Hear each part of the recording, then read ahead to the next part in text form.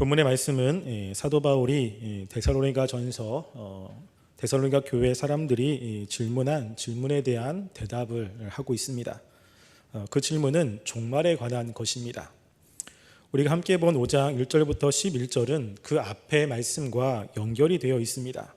그것은 바로 4장 13절에 나와 있는 말씀이 계속해서 이어지고 있습니다. 4장 13절에는 이렇게 기록합니다.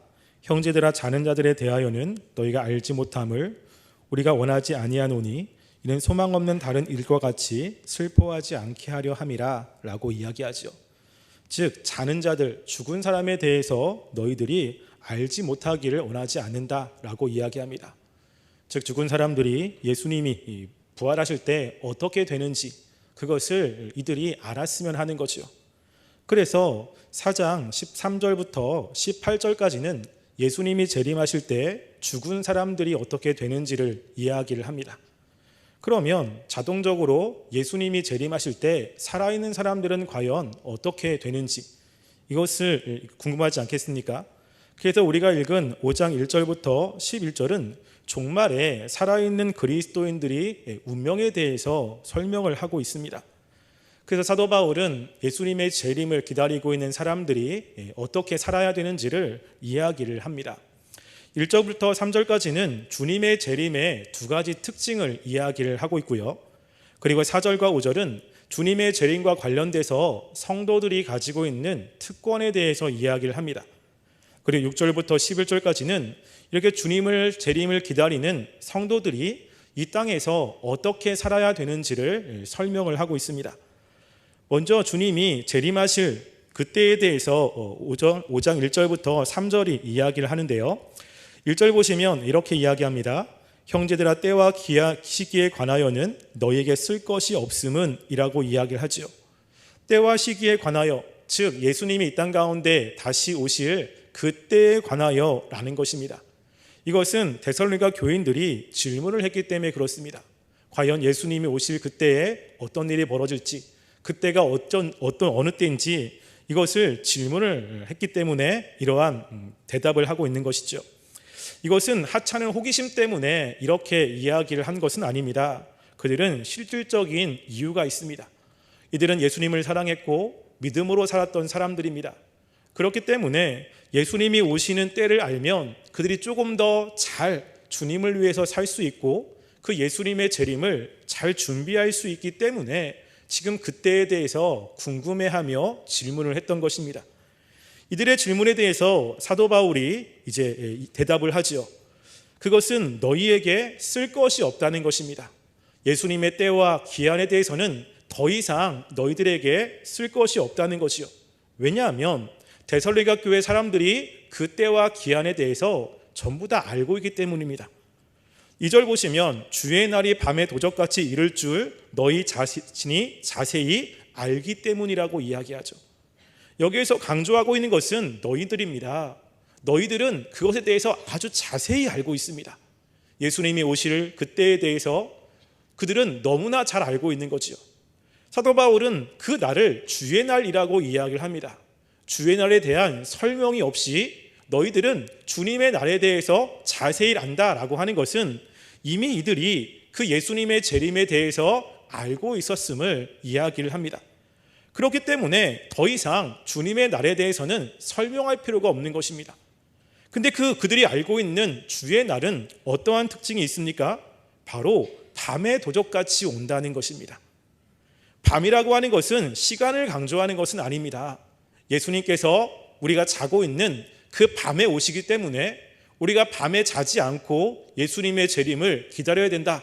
이러한 시간적인 개념을 이야기하고 있는 것은 아닙니다. 밤이라고 하는 것은 불예측성입니다. 언제 오실지 모른다는 것이죠. 밤에 도적같이 온다라고 하는 것은 지금 사도 바울만 이야기하는 것이 아니라 성경 여러 곳에서도 이야기를 합니다. 특별히 요한계시록 16장 15절 말씀에 보면 이렇게 이야기합니다. 보라, 내가 도둑같이 오리니 누구든지 깨어 자기 옷을 지켜 벌거벗고 다니지 아니하며 자기의 부끄러움을 보이지 아니하는 자는 복이 있도다 라고 이야기하죠. 예수님께서 내가 도둑같이 오겠다 라고 이야기합니다. 그때 깨어있으라고 이야기를 하고 있죠. 즉 예수님이 오시는 그때는 도적같이 온다는 것입니다. 예측할 수 없고 알 수 없음을 이야기를 하고 있는 것이죠. 예수님께서 살아계실 때 그 예수님의 오심에 대해서 동일한 말씀을 합니다. 특별히 마태복음 24장 44절에 보면 예수님께서 이렇게 이야기합니다. 그러므로 너희도 준비하고 있으라. 생각하지 않은 때에 인자가 오리라 라고 하면서 예수님이 오시는 그때는 예측할 수 없음을 말씀을 하고 있습니다. 그래서 사도 바울은 3절에 그 예수님이 오심에 대한 두 가지 특징을 명확하게 설명을 합니다. 그 두 가지 특징은 바로 갑자기 임한다는 것이고요, 결코 피할 수 없다는 것입니다. 예수님의 재림은 갑자기 임합니다. 그것을 설명할 때 사도 바울이 3절에 보면 이렇게 설명합니다. 그들이 평안하다 평안하다 할 그때에 임한다는 겁니다. 지금 평안하다 할 그때라고 하는 것은 지금 그 당시 사람들이 우리가 살고 있는 이 시대가 지금 평안하다, 안전하다라고 말하고 있는 것입니다. 그러니까 그들이 사용하고 있는 그 말을 인용해서 너희가 지금 평안하다, 안전하다 하고 있는 그때에 예수님께서 갑자기 임한다라고 이야기를 하고 있는 것입니다. 특별히 평안하다, 안전하다라고 하는 것은 로마 제국과 관련이 있습니다. 로마 제국의 슬로건 중에 하나가 이런 것입니다. 팍스 에트 세쿠리타스로라고 하는 것입니다. 이것은 다른 말로 하면 평화와 안전, 이것은 팍스 로마나 아래 살 때 생겨난다 라는 것이죠. 즉 로마인들은 이 로마가 있는 한 자신들은 안전하다고 생각했습니다. 이 로마는 자신들에게 평화를 준다고 생각했습니다. 그래서 로마의 지배 가운데 있으면 자신의 삶은 안전하고 자신은 평안하다고 그들은 믿고 있고 또 그렇게 살 수 있다고 확신을 가지고 있습니다. 근데 그들이 그렇게 평안하다, 안전하다 할 그때에 예수님께서 갑자기 오신다고 이야기를 하고 있는 것이죠. 사람들은 예수님이 오시기 전까지 자신들은 괜찮다고 생각합니다. 안전하다고 생각합니다. 자신들은 지금 평안하다고 생각합니다. 그런데 그들이 그렇게 생각하는 그때에 주님은 갑작스럽게 오신다라고 하는 것이죠. 이게 예수님의 재림의 특징 중에 하나입니다. 또 하나는 결코 피하지 못한다라고 하는 특징이 있습니다. 3절 마지막에 보면 결코 피하지 못하리라 라고 이야기를 하죠. 그러면서 이야기를 예로 들은 것은 임신한 여자에게 해산의 고통이 이름과 같이 라고 이야기합니다. 해산하는 여인의 비유를 통해서 그 예수님의 재림을 피할 수 없다고 이야기합니다. 임신하는 여자는 해산의 고통이 반드시 있죠. 아기가 유산하지 않으면 반드시 해산의 고통이 있을 수밖에 없습니다. 그러니까 그 아이를 임신했다면 당연히 해산의 고통은 따를 수밖에 없다는 것입니다. 예수님이 이 땅 가운데 오심도 반드시 도래해서 이것을 피할 수 있는 사람이 아무도 없음을 이야기를 합니다. 이게 두 가지 사상은 예수님께서 살아계실 때 사람들에게 이야기한 것과 같습니다. 특별히 마태복음 24장 37절부터 39절에 예수님은 사람들에게 이렇게 이야기합니다. 노아의 때와 같이 인자의 임함도 그러하리라. 홍수전에 노아가 방주에 들어가던 날까지 사람들이 먹고 마시고 장가들고 시집가고 있으면서 홍수가 나서 그들을 다 멸하기까지 깨닫지 못하였으니 인자의 임함도 이와 같으니라 라고 이야기하죠. 하나님은 이 땅을 심판하겠다고 말씀을 했습니다. 사람들에게 그 말씀을 전했죠. 그런데 사람들은 자신의 삶이 평안하다고 생각했습니다. 하나님의 심판이 임하지 않는다고 생각했죠. 그래서 심판이 오기 전까지 그들은 먹고 마시며 즐겼습니다. 자신의 삶이 영원할 것 같다는 생각으로 그들은 삶을 즐겼죠. 그런데 갑작스럽게 심판이 임했고 그들은 그 심판을 피할 수가 없었습니다. 예수님께서 예수님의 임함이 이와 같다고 이야기를 하고 있는 것입니다. 그 예수님께서 이 땅에 분명히 재림을 하시는데 그 재림은 예측할 수가 없습니다. 언제 임할지 알 수가 없습니다. 그리고 그 재림에서 피할 수 있는 사람은 아무도 없습니다. 이것이 예수님이 이 땅 가운데 오실 때에 있는 두 가지 큰 특징입니다. 그런데 이런 예수님과 관련되어서 이 하나님을 믿는 사람들의 특권이 있습니다. 특권. 그것이 바로 4절과 5절 말씀에서 사도 바울이 이야기를 합니다. 4절과 5절 보시면 이렇게 이야기하죠. 형제들아 너희는 어둠에 있지 아니하매 그날이 도적같이 너희에게 임하지 못하리니 너희는 다 빛의 아들이요 낮의 아들이라. 우리가 밤이나 어둠에 속하지 아니하나니 라고 기록되어 있습니다. 즉 4절 앞에는 그런데라고 하는 단어가 포함되어 있습니다. 지금 예수님의 재림은 예측할 수 없고 그리고 피할 수 없는데, 그런데 너희들에게는 주의 날이 도적같이 임하지 않는다고 이야기합니다. 예수님이 이 땅 가운데 임함은 도적같이 임하는데 일반 사람들에게는 도적같이 임하지만 하나님을 믿는 사람들에게는 도적같이 임하는 것이 아니라고 이야기하죠. 왜냐하면 너희들은 빛의 아들이기 때문입니다. 그들은 빛 가운데 있기 때문이죠. 이 빛에 있다라고 하는 것은 하나님이 주신 영적인 지식들을 가지고 있다는 것입니다. 어두움은 바로 영적인 무지 가운데 있다는 것을 뜻하고 있습니다. 우리는 예수님이 이 땅 가운데 오심을 알고 있지 않습니까? 하나님이 이 세상을 심판하신다는 것을 알고 있습니다. 그렇기 때문에 우리가 예수님이 오신다라고 하는 것은 갑작스럽게 오는 것이 아닙니다.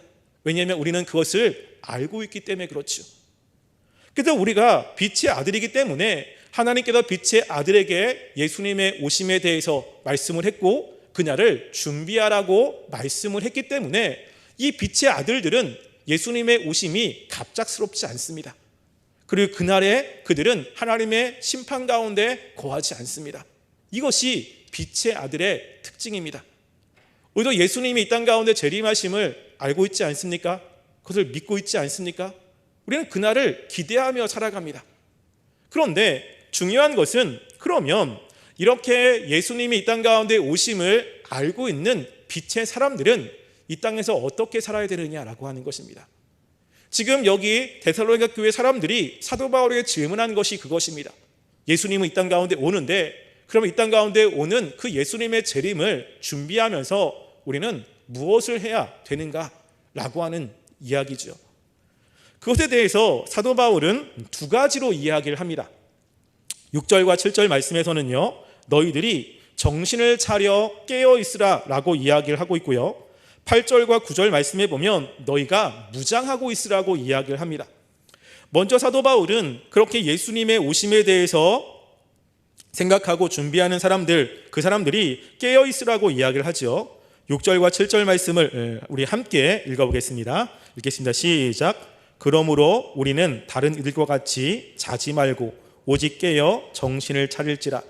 자는 자들은 밤에 자고 취하는 자들은 밤에 취하되 라고 이야기하죠. 지금 6절에 보면 그러므로 우리는 이라고 이야기합니다. 지금 우리가 빛의 아들로서 이 땅을 살아가고 예수님께서 이 땅에 오십니다. 그것을 알고 있는 우리들은 그러므로 우리는 이런 삶을 살아야 되는 거예요. 지금 우리는 라고 하는 것에 사도 바울도 포함되어 있습니다. 사도 바울도 예수님의 재림을 알고 있습니다. 그렇기 때문에 예수님의 재림을 알고 있는 사람들, 그리고 예수님의 재림을 준비하는 사람들은 지금 사도 바울이 이야기하는 이런 삶을 살아야 된다는 것을 말하고 있는 것이죠. 그것은 다른 이들과 같이 자지 말고 라고 이야기합니다. 다른 이들은 어떤 사람이냐면 어둠에 속한 사람들을 이야기합니다. 어둠에 속한 사람들의 특징은 자고 있다는 것이죠. 즉 이것은 육체적인 삶을 이야기하는 것이 아니고요, 자신의 구원에 무관심하다는 것입니다. 그리고 이 세상에 심판이 임할 것을, 그리고 예수님께서 오신다는 것에 대해서 아무런 감각이 없는 사람들입니다. 이것을 지금 여기에서 잠을 자고 있다고 이야기를 하고 있고요, 또 하나의 특징은 취하는 자들이라고 이야기합니다. 그들은 자고 있고 취하고 있습니다. 취하고 있다는 것은 적극적으로 무엇인가를 즐기며 살고 있다는 것이죠. 예수님의 재림을 준비하며 그것을 깨어서 그날을 준비하며 살아가는 것이 아니라 지금 내가 주어진 상황 속에서 무엇인가를 즐기며 그 예수님의 오심에 대한 아무런 생각도 없이 현재를 즐기며 살아가는 사람들을 이야기합니다. 즉 앞에서 이야기했듯이 지금 안전하다, 평안하다, 먹고 마시며 지금 그것만을 위해서 살아가는 삶을 이야기를 합니다. 이렇게 빛의 자녀가 아닌 사람들은 이렇게 자고 취하는데 너희들은 오직 정신을 차려 깨어 있으라고 이야기를 하고 있습니다. 깨어라고 하는 것은 잠에서 깨어난다는 것을 의미하고 있는데요, 이것은 영적인 측면에서 정신을 차리고 주의하라는 뜻이 있습니다. 즉 예수님께서 오심을 인식하고 또 그날을 기대하면서 준비하면서 하루하루 매 순간순간마다 깨어 있으라고 이야기를 하죠. 그날을 잊지 말라고 말씀을 하고 있는 것입니다. 또 정신을 차리다라고 하는 것은 바로 네포멘이라고 하는 헬라어를 쓰고 있는데요, 이것은 정확하게 앞에서 이야기한 취하지 말라고 하는 완전히 반대입니다. 그래서 이 세상 사람들은 취해 있어요. 무엇인가 자신이 현재 살고 있는 어떠한 것에 취해 있고, 또 그것을 적극적으로 하면서 예수님의 재림에 대한 생각을 하지 않으면서 현재 상황을 즐기고 있습니다. 그런데 그렇게 살지 말고 정신을 차리면서 살라고 이야기를 합니다. 하나님의 백성들은 예수님이 이 땅 가운데 오심을 분명히 인식하면서 그것을 모르는 사람과는 다른 삶을 살아야 된다는 것입니다. 그들은 이 땅이 하나님의 심판 가운데 있다는 것을 생각지 않습니다. 근데 우리는 그것을 잃어버리면 안 된다는 것입니다. 그들은 이 땅이 전부기 때문에 이 땅의 삶을 즐깁니다. 이 땅에서 먹고 마시고, 이 땅에서 무엇인가를 만들고, 무엇인가를 쌓고, 이 땅에서 더 잘 먹고 잘 살려고 합니다. 그런데 우리는 정신을 차려서 이 땅이 전부가 아님을 인식하며 살아야 된다는 것이죠. 이것에 대해서 존 칼빈은 이렇게 이야기를 했습니다. 자지 말라는 세상에서 무감각에 빠진 나머지 냉담하게 되는 일이 없어야 하겠다는 뜻이요, 깨어 있자는 꾸준히 주님을 바라보자는 뜻이요, 근신하자는 우리에게 육중한 짐을 지우는 이 세상의 근심을 벗어버리고 우리의 못된 용심을 지워버리며 아무개도 엉기지 말고 재빨리 하늘로 올라가자 하는 뜻이다 라고 이야기합니다. 잠자지 말라라고 하는 것은 이 세상에 무감각에 빠져서 냉담하지 말라는 것이라는 거 이야기하죠. 예수님의 재림에 대해서 냉담합니다. 준비하지 않습니다. 전혀 생각하지 않습니다. 이러지 말라는 것입니다. 우리가 예수님의 오심은 너무나 분명합니다. 그렇기 때문에 우리는 그날을 준비하며 살아가야 되는 것입니다. 예수님께서도 이에 대해서 말씀했습니다. 누가복음 21장 34절에 예수님은 이렇게 이야기합니다. 너희는 스스로 존심하라. 그렇지 않으면 방탕함과 술 취함과 생활의 염려로 마음이 둔하여지고 뜻밖의 그날이 덕과 같이 너희에게 임하리라 라고 이야기하죠. 깨어있지 않으면 방탕함과 술 취함과 세상의 염려로 마음이 둔해집니다. 그래서 예수님의 재림을 생각하지 않습니다. 예수님의 오심을 생각하지 않죠. 이 땅에 하나님이 심판하신다는 것을 전혀 인식하지 않고 이 세상의 삶에 만족하며 이 세상의 삶에 염려하며 살아가는 삶만 살다가 그들은 주님의 재림을 준비하지 못한다는 것입니다. 이러면 안 된다는 것입니다. 우리는 예수님 이 땅에 오심이 너무나 분명합니다. 그날을 잊어버리지 말고 늘 인식하며 하루하루를 사는 삶을 살아야 된다는 것을 먼저 이야기를 합니다. 그러면서 두 번째로는요, 8절과 9절 말씀에 이제 영적으로 무장하라고 이야기를 합니다. 8절과 9절 말씀을 우리 함께 읽어보겠습니다. 읽겠습니다. 시작. 우리는 낯에 속하였으니 정신을 차리고 믿음과 사랑의 호심경을 붙이고 구원의 소망의 투구를 쓰자. 하나님이 우리를 세우심은 노하게 이르게 하심이 아니요 오직 우리 주 예수 그리스도로 말미암아 구원을 받게 하심이라. 아멘. 지금 여기 보면 지금 사도 바울이 우리는 낯에 속하였으니 정신을 차리고 앞에 이야기한 것입니다. 이제 정신을 차리고 살아야 되는 거예요. 근데 정신만 차려서 되는 것이 아니라 그 다음에 또 해야 될 것이 있습니다. 무엇이냐면 믿음과 사랑의 호심경을 붙이고 구원의 소망의 투구를 쓰자라고 이야기하죠. 무엇입니까? 무장을 해야 됩니다. 정신을 차려서 끝나는 것이 아니라 자꾸만 우리 외적에서 우리의 구원에 대해서 자꾸 공격하는 대상이 있습니다. 그 공격의 대상에서 우리 대상과의 싸움에서 지면 우리는 늘 깨어있을 수가 없습니다. 자꾸만 염려가 되고 근심이 되고 그리고 이 세상의 쾌락을 쫓게 만드는 많은 유혹들이 있지 않습니까? 이런 유혹 속에서 우리는 깨어있어야 되고 그 싸움에서 승리해야 된다는 것입니다. 그래서 이 싸움을 싸울 때 사도 바울은 중요한 세 가지를 이야기합니다. 그것은 8절에 보시면요, 믿음과 사랑과 소망이라고 하는 겁니다. 우리가 이 땅을 살아갈 때 예수님을 믿는, 하나님을 믿는 믿음과 그리고 주님께서 우리에게 주신 사랑으로 다른 사람을 사랑하는 사랑의 삶, 그리고 예수님께서 이 땅 가운데 오실 때 우리를 하나님의 나라로 이끌어 가실, 또 하나님께서 우리의 삶 가운데 역사하실 것을 소망하는 삶을 살아야 한다는 것이죠. 이 세 가지를 가지고 살아야 됩니다. 우리가 주님에 대한 믿음, 그리고 사랑, 소망을 가지고 살아야 되는데, 여기서 예수님의 재림과 관련되어서 중요하게 말하고 있는 것은요, 소망입니다. 소망. 그래서 믿음과 사랑은 같이 호심경을 붙이고라고 이야기를 하지만, 소망은 따로 띄어서 구원의 소망의 투구를 쓰자라고 이야기를 합니다. 쓰자라고 해서 적극적으로 하는 것이죠. 즉, 우리가 예수님이 이 땅 가운데 오실 때 하나님이 우리를 구원하시고 또 우리의 삶을 하나님께서 이끌어 가심에 대한 분명한 소망을 가지고 있어야 된다는 것입니다. 이 땅의 삶이 전무인 것 같이 살아가는 사람들 속에 우리가 있습니다. 그들 속에 있기 때문에 그들의 영향을 받지 않을 수가 없습니다. 그들처럼 살고 싶고, 그들처럼 그렇게 이 세상이 전부인 것처럼 이 세상에 무엇인가를 쌓고 싶은 마음이 우리 가운데 분명히 있지 않습니까? 그럴 때 우리는 이 소망, 즉 예수님께서 다시 오심을 생각하며 하나님께서 우리에게 예비하신 그 나라를 생각하며 소망의 삶을 살아야 됩니다. 이상이 전무가 아니고 하나님의 우리의 삶을 이끌어 가신다라고 하는 것을 분명히 확신하며 살아야 되는 것이 필요하다라고 하는 것이죠.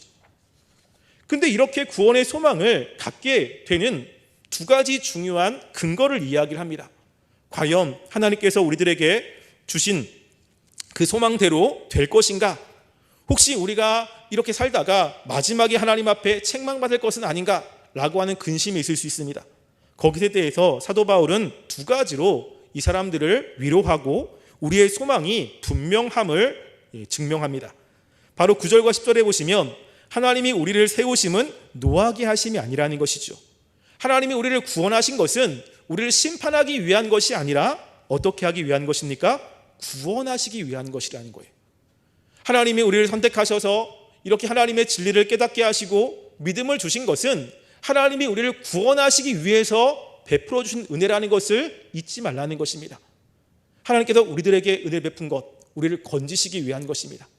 또 하나는 10절 말씀에서 이야기를 하는데요, 예수께서 우리를 위하여 죽으사 우리로 하여금 깨어있든지 자든지 자기와 함께 살게 하려 하셨느니라.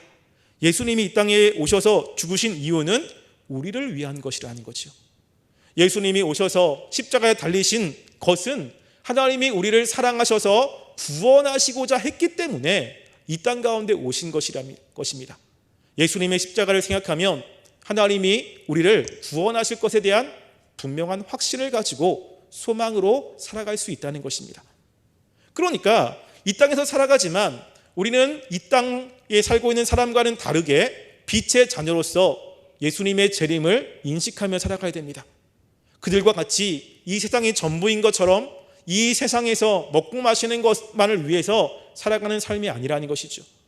늘 깨어 있어서 예수님의 재림을 생각하셔야 됩니다. 또 그러기 위해서 우리는 믿음과 소망과 사랑을 가지고 있어야 됩니다. 그래서 그것을 가지고 이 세상에 우리를 공격해오는 많은 공격돼서 우리를 방어해야 되고 우리의 믿음과 그리고 하나님을 향한 신앙을 지키며 살아가는 것입니다. 이렇게 살아가는 것이 믿는 사람들의 삶이라고 하는 것이죠. 근데 이것은 지금 데살로니가 교회 사람들이 잘하고 있는 것입니다. 그들은 잘하고 있으면서 걱정이 되는 거죠. 예수님이 재림 때 무엇을 더 준비되지 않을까? 우리가 잘못되면 어떻게 하지? 우리가 잘 준비하지 못해서 마지막에 이렇게 하나님 앞에 버리면 어떡하지? 버림당하면 어떡하지? 이러한 고민과 걱정이 있었던 것 같습니다. 근데 마지막에 사도 바울이 뭐라고 이야기를 하냐면요, 그러므로 피차 권면하고 서로 덕을 세우기를 너희가 하는 것 같이 해라 라고 이야기합니다. 무엇입니까? 지금 잘하고 있어, 지금 하는 것처럼만 하면 돼 라고 이야기를 하고 있는 거예요. 그들은 하나님을 인식하며 예수님의 재림에 대해 생각하면서 날마다 그 날을 준비하며 살았습니다. 사도 바울이 더 이상 할 말이 없는 거지요. 덧붙인 것은 뭐냐면 서로 권면하라는 것입니다. 혹시 그날을 생각하지 못하며 살아가는 사람이 있다면 권면해서 그날이 있음을 인식하게 하고 그날을 준비하게 하는 삶이 필요하다는 것입니다. 우리에게도 이런 삶이 필요하지 않습니까? 예수님의 재림은 반드시 있습니다. 우리가 그 재림을 알고 있는 사람들입니다. 데살로니가 교회 사람들처럼 우리는 빛의 사람들이고 하나님이 우리들에게 그 진리를 알려준 사람들입니다. 그러면 우리가 예수님의 재림과 관련되어서 어떻게 살아가야 되겠습니까? 우리가 늘 깨어 있습니까? 예수님의 재림을 인식하고 있습니까? 그날을 준비하고 있습니까? 혹시 이 세상의 삶이 전부인 것처럼 이 세상에서 무엇인가를 쌓는 것만 극복해 살아가는 삶이 우리의 삶이 아닙니까? 우리가 말씀을 통해서 다시 한번 예수님의 재림을 인식하며 빛의 자녀처럼 살아가는 삶이 되었으면 좋겠습니다. 우리가 그날을 기억하시고 늘 깨어 있으면서 믿음과 소망과 사랑의 그 무기를 가지고 이 세상을 주님을 바라보며 살아가는 하나님의 백성들이 되기를 주님의 이름으로 간절히 소망합니다.